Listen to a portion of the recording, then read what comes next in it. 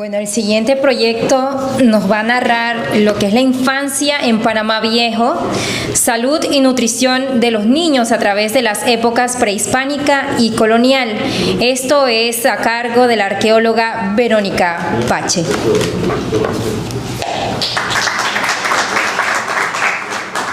¿Cómo? Con una flechita, ¿verdad? Sí, adelante ya. Okay. Listo. Bueno, buenos días a todos y gracias de nuevo por estar aquí hoy con nosotros. Bueno, hoy, como pueden ver, les contaré un poquito sobre mi proyecto de investigación. Esto ha sido posible gracias, obviamente, al CIAC, que me permitió hacer la investigación, y también al Patronato de Panamá Viejo y al Instituto Smithsonian, donde también hice parte de las investigaciones. Entonces, para darle una pequeña introducción de dónde se enmarca, digamos, todo este proyecto, quería primero que todo explicarle un poquito qué es la bioarqueología, que es obviamente lo que yo hago. La bioarqueología es la disciplina que estudia nuestro pasado a través de los restos biológicos que se encuentran en las excavaciones arqueológicas. Para hacer eso normalmente usamos diferentes disciplinas que también nos ayudan en este tipo de investigación.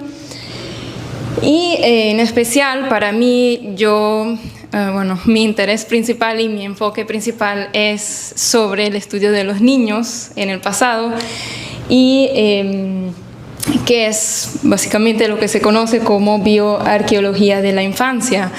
Y eso es importante, estudiar esta parte de la población que normalmente se define como población no adulta, porque nos puede dar mucha información que normalmente a los bioarqueólogos como que no les gusta mucho estudiar los niños en general en arqueología, pero en realidad ellos sí nos pueden dar bastante información sobre, por ejemplo, aspectos demográficos, así como mortalidad, morbilidad, el estado de salud de la población, porque obviamente los niños, dependiendo de los adultos, también son muy importantes, ¿no?, para entender cómo estaba funcionando esa comunidad. Y también nos puede dar información sobre, por ejemplo, prácticas de crianza, al estar hablando de niños, sobre todo chiquitos, o también estrategias de subsistencia, el tipo de dieta que estaban llevando y muchas otras informaciones que normalmente a los bioarqueólogos como que les gusta más estudiar la población adulta y como para obtener estas informaciones, pero también siento que al estudiar los niños creo que podemos obtener hasta más información y creo quizá más precisa. Entonces todo este enfoque empezó el año pasado porque me di cuenta que aquí en el continente, en América, no se habían hecho muchos estudios sobre niños y jóvenes, o sea, sobre la población no adulta. Y sí, en parte sí hay en otros lados de América, pero en específico aquí en Panamá no había ninguno.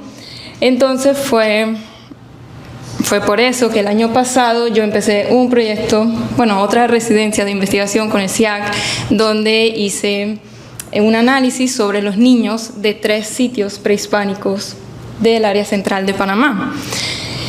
Y ese proyecto para mí fue súper interesante. Encontramos resultados que fueron muy interesantes, y también porque eran los primeros resultados que teníamos sobre esta parte de población en específico. Pudimos compartir los resultados en varias ocasiones y entonces este año, como yo en verdad quería seguir con este enfoque y poder seguir como estudiando, ¿no?, el pasado, los niños en el pasado en Panamá, lo que pensé obviamente era que tenemos uno de los sitios más importantes de aquí de Panamá, está aquí en la ciudad, y es el sitio de Panamá Viejo. Y obviamente es quizá uno de los sitios, quizá el más conocido por todos los panameños, y sabemos que fue la primera ciudad fundada en el Pacífico por los españoles en 1519, dependiendo, Y lo que podemos ver, por ejemplo, hoy en día cuando vamos al sitio es ese ligado colonial, ¿no?, de la ciudad cuando se fundó. Pero también tenemos que acordarnos que en el sitio ya había gente viviendo antes de la llegada de los españoles. Y eso obviamente se pudo investigar y encontrar gracias a las excavaciones arqueológicas que se han hecho en el sitio a partir de los años 90. Y se ha encontrado entonces que hay obviamente las como dos ocupaciones, ¿no?, que nos están diciendo, bueno, que obviamente la ciudad fue un punto importante para, digamos, esa primera globalización. Y también al tener esta combinación entre prehispánico y colonial, nos da mucha información, y es un sitio por eso también muy especial, porque nos da mucha información sobre el antes y el después, y entonces ese famoso intercambio colombino y ese contacto entre el viejo y el nuevo mundo aquí, en específico aquí en Panamá. Entonces todos esos alimentos, todos esos, por ejemplo, animales, plantas nuevas que llegaron al continente, que cambiaron la dieta, obviamente prácticas culturales diferentes y también enfermedades. Entonces, como objetivo principal de mi estudio era justamente eso, hacer como una caracterización o aproximación a la población no adulta, es decir, todos los individuos de 0 a 18 años, porque normalmente eso es el rango que usamos en bioarqueología, y ver entonces en la población no adulta en la época prehispánica y colonial. Y como objetivo específico tenía básicamente dos: ver primero si hubo o no un cambio en la dieta, en el tipo de alimentación, como les dije, como llegaron muchos otros animales, plantas, cultivos, y obviamente el comercio.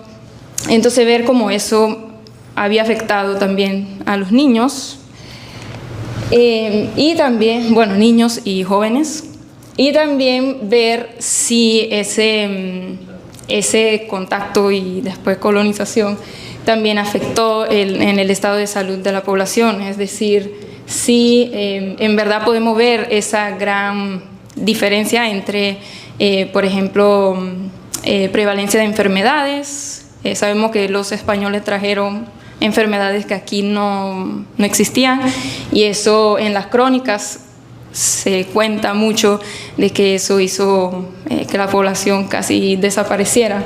Entonces quería ver como esos dos aspectos principales en esta investigación. Para poder hacerlo utilicé dos métodos. Primero el análisis macroscópico de los restos para poder ver la parte de paleopatologías, y el segundo tipo de análisis fue el de isótopos estables de carbono y nitrógeno. Aquí sí ya entramos más como en la parte de química, para poder entonces tener información sobre la dieta que estaban llevando.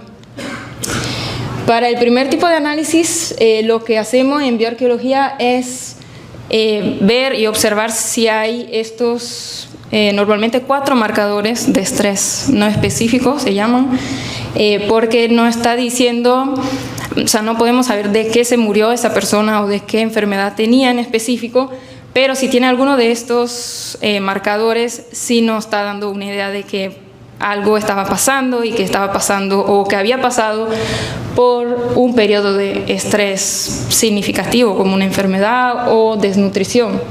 Entonces, entre esos marcadores, lo que vemos normalmente son las líneas de hipoplasia dental, que son líneas en los dientes que se producen cuando no hay producción de esmalte, y eso nos está indicando que algo pasó en ese momento.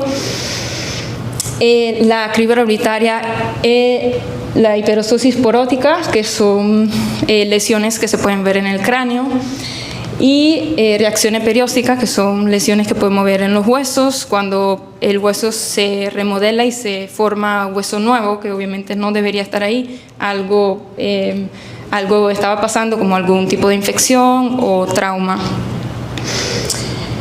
Entonces eso es lo que hice en la primera parte de la investigación, básicamente hacer un inventario de todos los individuos que estaban en el sitio, en la colección que está en el Departamento de Arqueología del Patronato de Panamá Viejo, y básicamente hacer este análisis y incluirlo entonces en mi base de datos para ver cuántos individuos podía incluir en mi estudio.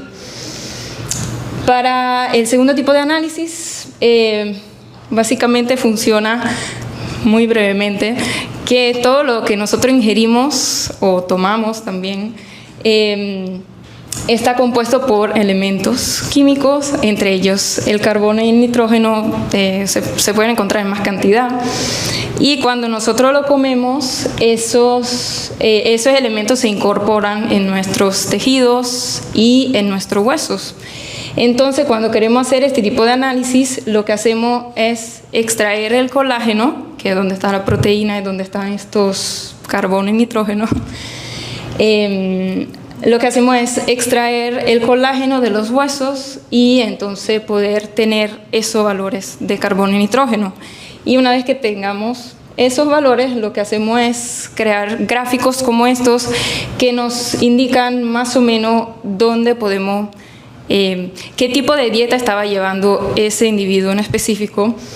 Si más, por ejemplo, con un mayor consumo de productos marinos, entonces se encontrarán como más allá arriba, con valores de nitrógeno más altos, o si es, por ejemplo, vegetariano, se encontrará más en la parte aquí izquierda del gráfico, y más o menos así. Entonces, para cada individuo podemos tratar como de ubicar y de saber dónde o qué estaba comiendo mayormente en su día a día.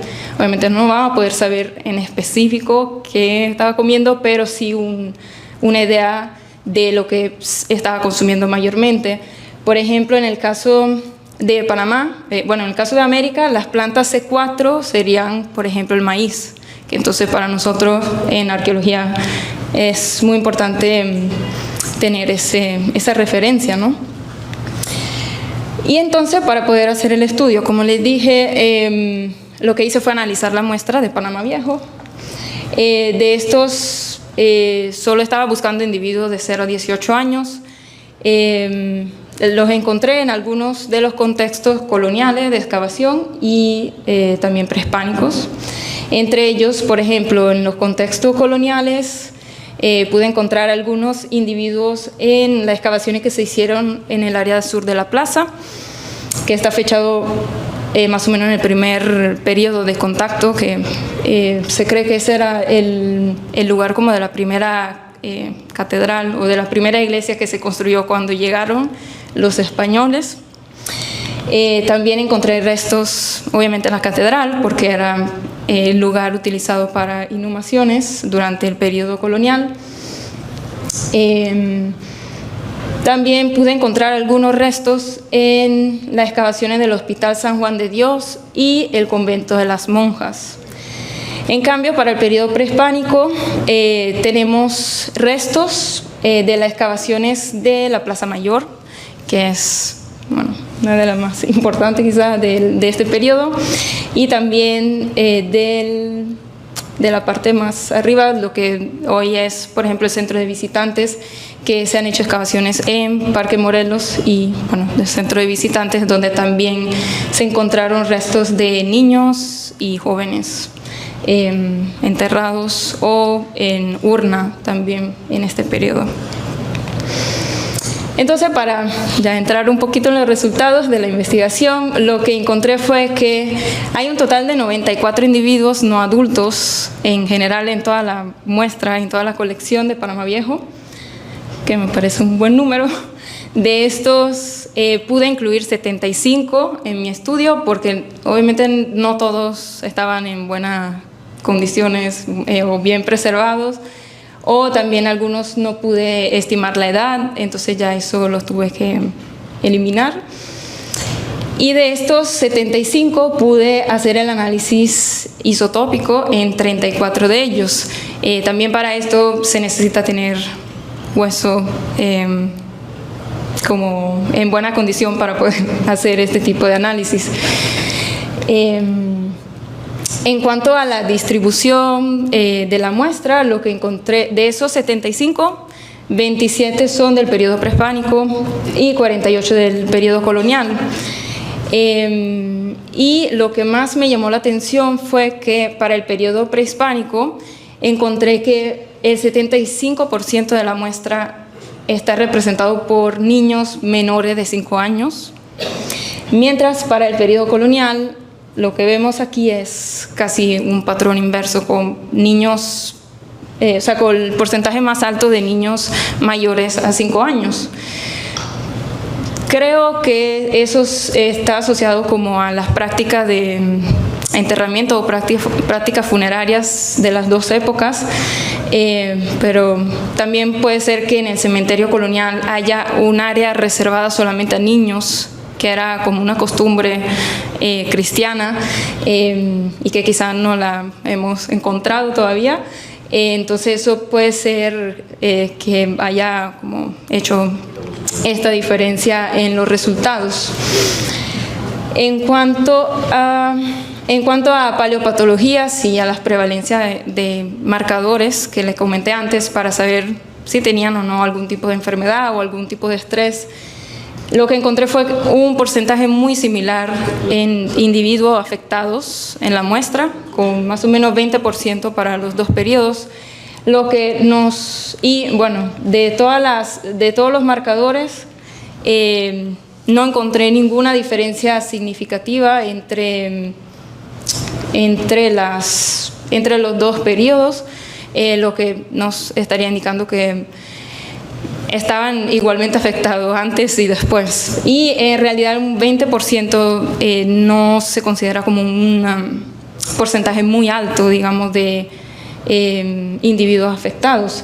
El único marcador que más o menos me dio una diferencia, aunque no significativa, fue el de la línea de hipoplasia dental, y eso me llamó la atención porque encontré que había más niños en el periodo colonial con este tipo de lesión. Y este tipo de lesión se da normalmente en los primeros años de vida, cuando, bueno, los dientes se están desarrollando, ¿no? Y entonces muchas veces o en muchos estudios se ha relacionado eso con el destete, o sea, el periodo de destete, cuando los niños entonces empiezan a comer otro tipo de comida y quizá eso le pudiera estar afectando. Y me llamó la atención que fuera en el periodo colonial porque, por ejemplo, sabemos que se usaba dar, por lo menos en Europa y en Asia, era costumbre darle a los niños leche de origen vegetal, como de vacas, por ejemplo, y sabemos que en el periodo colonial aquí llegaron vacas y puede ser que eso haya cambiado un poquito esas prácticas de lactancia y destete, aunque, bueno, debería ser más estudio para confirmar esta teoría. Y también otras cosas que sí sabemos del periodo colonial, por lo menos de las crónicas y de lo que se contaba, bueno, en esa época, era que, por ejemplo, en la ciudad faltaba agua potable, o sea, agua para beber. Ese siempre ha sido un problema en la ciudad. Y dicen que también causaba enfermedades, podía ser una de las causas de que haya también afectado a los niños, ¿no?, que vivían ahí. También el hecho de que los animales, así como estos nuevos animales como vacas, puercos, gallinas, vivían en las mismas casas, ¿no?, en la misma ciudad. Y también parece que en la ciudad sí la gente vivía en condiciones un poquito no muy favorables, así en hacinamiento también, porque las casas estaban muy pegadas entre ellas. Entonces eso podría haber también, digamos, favorecido una dispersión de, por ejemplo, enfermedades infecciosas de los animales y parásitos, por ejemplo, que pudieran haber afectado los niños también. Y en cuanto a la dieta, lo que sabemos, bueno, lo que pude hacer con mis datos, primero que todo hice este tipo de gráfico donde se ve mucho la diferencia entre los promedios de los valores de carbono y de los valores de nitrógeno entre los dos periodos. O sea, ya al ver esto sí se ve que hay una diferencia bastante notable, ¿no? Entonces, cuando hice el análisis estadístico, también me dijo que sí hay una diferencia significativa entre los valores, lo que nos estaría diciendo que sí la dieta cambió y sí la dieta, o sea, cambió de un periodo a otro. Entonces, para saber más o menos cómo cambió y verlo entonces en este tipo de gráfico, lo que hice fue crear el gráfico como el que le mostré anteriormente, con los periodos. Y lo que se puede notar muy bien es que para el periodo prehispánico tenemos valores de nitrógeno más altos, es lo primero que se ve, y entonces una transición y un cambio hasta el colonial, hasta el periodo del colonial tardío, que es en azul. Si lo vemos así, lo que nos está diciendo más o menos es que para el periodo prehispánico estaban comiendo quizá más productos marinos y también más plantas C4, como les dije anteriormente, sería el maíz. Mientras para el periodo, los otros colonial medio y tardío, vemos ese cambio hacia quizá fauna o animales más terrestres y otro tipo de plantas que son las plantas C3, que son básicamente todas las otras que no es maíz. Y entonces este cambio gradual a mí personalmente sí me llamó bastante la atención, y sobre todo este primer periodo colonial temprano también llama mucho la atención porque tiene valores de carbono similar al periodo anterior, lo que nos estaría diciendo que quizá el maíz siguió siendo como el principal tipo de comida que estaban consumiendo, por lo menos de plantas, pero el nitrógeno sí está bajando. Entonces hay algo pasó como en la dieta. Puede ser que o ya no estaban pescando en mar abierto, o quizás ya no había gente para pescar, quizás estaban comiendo diferente pescado. No sabemos todavía. Deberíamos hacer más estudios sobre la fauna, por ejemplo, para poder tener estos datos, pero lo que sí vemos es un cambio. Y sobre todo también tenemos que acordarnos que hubo una introducción, como les dije anteriormente, de nuevos animales y plantas, cultivos, entre ellos, por ejemplo, el trigo y el arroz, también como plantas C3, que pudieron haber cambiado el tipo de dieta. Bueno, sabemos que aquí se comía trigo desde que llegaron los españoles. Y también, obviamente, nuevos animales como puercos y vacas, sobre todo, que aquí fue lo que más prosperó, la carne de ganado, y que fue al final la dieta como principal de los panameños, ¿no? Y ya finalmente, para concluir, lo que quise ver es si se veía lo mismo entre adultos y no adultos, o sea, si estaban siguiendo la misma dieta, que bueno, podría ser lógico, pero sí lo queríamos también ver en un gráfico, y lo que hice fue, bueno, usar los datos del estudio de Juan de 2021, donde analizaron unos adultos con este análisis isotópico, y como se puede ver también aquí se ve esa diferencia y ese cambio gradual desde el periodo prehispánico hasta el periodo colonial. Y lo que nos está diciendo que, bueno, que los niños y adultos estaban comiendo el mismo tipo de comida, y para los dos, o sea, para las dos partes de población hubo ese cambio y esa transición hacia, digamos, otro tipo de dieta. Y ya para concluir, entonces, lo que nos dijo este estudio, que no hay diferencia significativa, digamos, en la prevalencia de enfermedades, es decir, de lo que pude ver de mi muestra, la muestra prehispánica y colonial estaban igualmente afectadas por enfermedades o algún tipo de patología. Hay este cambio gradual en la dieta, quizás debido a también, obviamente, ganadería, nuevas prácticas quizás de pesca, agricultura, nuevos cultivos y obviamente la introducción de nuevas plantas C3 que fueron muy importantes. También lo que vimos, esa dieta similar entre niños y adultos del mismo periodo, que me pareció también muy interesante, y finalmente ya Para futuros estudios lo que quiero hacer sería incluir nuevos elementos, como por ejemplo oxígeno y estroncio, para ver si en verdad los niños son del sitio o si venían de otros lados, no sabemos. Y también hacer un estudio sobre la dentina, por ejemplo, de los dientes, para ver los cambios en esa práctica de lactancia y destete de esos niños durante los periodos. Y con esto termino y bueno, quería de nuevo aprovechar y agradecerle también a Julieta y a Mirta del Patronato de Panamá Viejo para permitirme la observación de la muestra ya, y obviamente a Ashley, Nikki y Eric de Smithsonian para ayudarme, por ayudarme en todo el proceso de la investigación. Y ya con esto termino. Gracias.